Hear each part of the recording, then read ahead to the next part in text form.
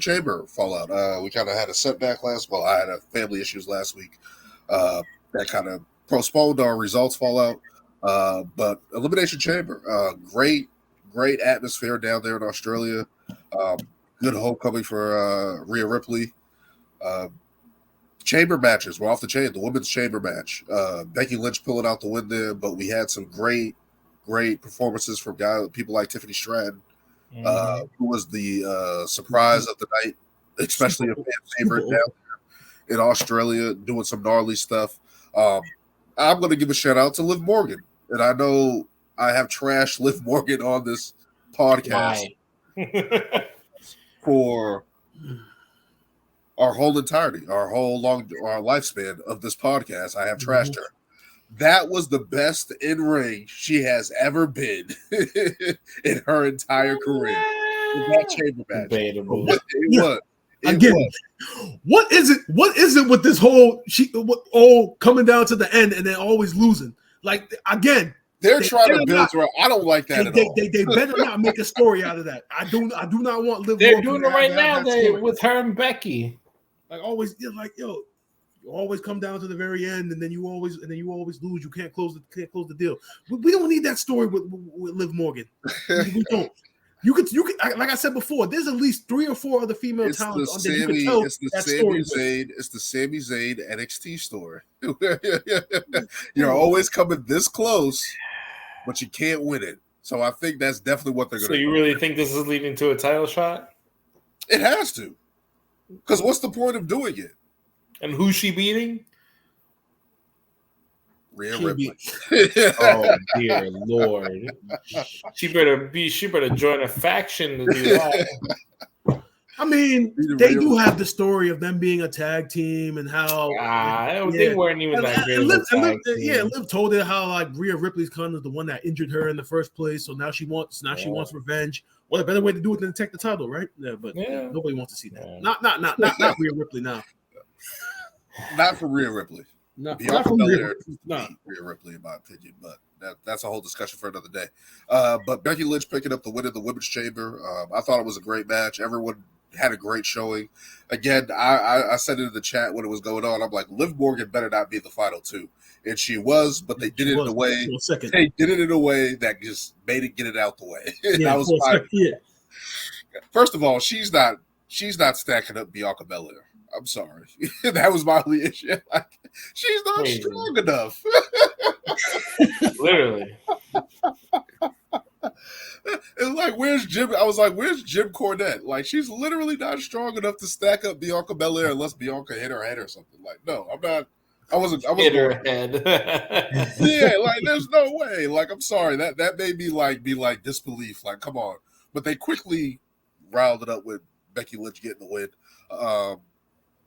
The right move. We knew it was going to be Mommy versus the Man at WrestleMania. We knew it was going to be leading up to that, especially after the press conference and stuff like that. So, but the Women's Chamber match has been impressive year in, year out. The past couple of years, it's been impressive.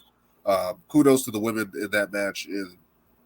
Great match for them. Next up, we have the Judgment Day defeating New Catch Republic. Kind of standard. We knew what was going to happen in that match. It was a very, very good tag team match, though. Like we anticipated. It was. with those four competitors, man. I mean, if I can remember I think it was Pete Dunne and Finn Balor. I think they had like a little back and forth, and it just reminded me of how great NXT used to be back in the day. Yeah, back in the original Black and Gold days.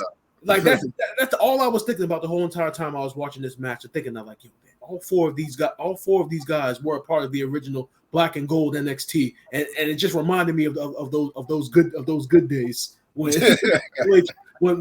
when the main roster would frustrate you, you could just turn NXT on and realize that there is still great wrestling out there.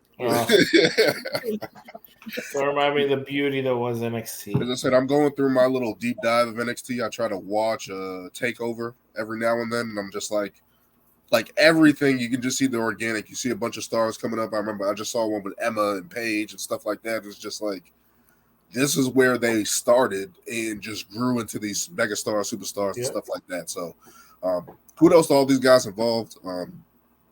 Damian Priest and Finn Balor continuing to hold those tag titles. At some point, they have to lose them. It's split. And there's been reports that has been addressed on TV though. They have addressed it. They addressed it on SmackDown. Nick Aldis said that him and Adam Pearce were discussing the situation with the tag team titles. So I don't like these games. Lewis, we're gonna get it. We're gonna get it, Lewis. Finally. It's been crossed for way too long.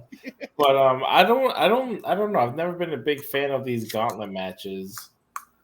I don't like them either, but we'll get into that. Next up, we had Drew McIntyre winning the men's Elimination Chamber and getting his spot at WrestleMania, which we've kind of all been pulling for Drew the past year now. We've been saying he's got to win it. He's got to win. And he's finally getting these wins. Logan Paul knocking out Randy Orton. Kind of similar what he did to Seth Rollins last year, I believe. So he's been in these little things, getting involved in these chamber matches and costing people their wins. But what do you guys think about the men's Elimination Chamber match and Drew picking up the win? What needs to happen? Basically. I mean, when you looked at that field, I mean, Drew was the only reasonable outcome. And before that match and after that match, this man's. I know we're probably gonna get into the whole Drew McIntyre and Raw stuff, right? Yeah. Drew was the likely winner all along. I mean, before the match and after the match, he's been hot. I mean, it's gotten to a point now where every time Drew's on the screen now, I treat it like it's a Rock or John Cena. Like I gotta stop what I'm doing to watch and see and hear what Drew has to say because everything he's been saying has been legit and strong. Is his ascent similar to Swerve Strickland in AEW? That's a great question.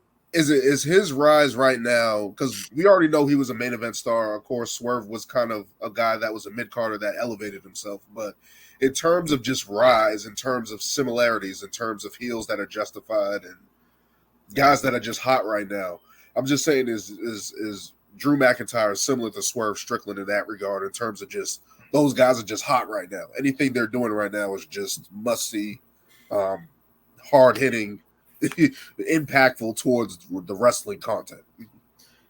He's the same, just no Prince Nana.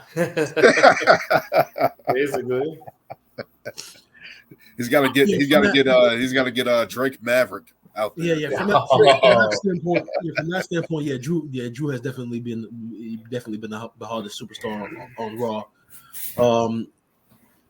Yeah, that actually is a very good comparison. I just thought about that because I'm like, that's actually a very good comparison.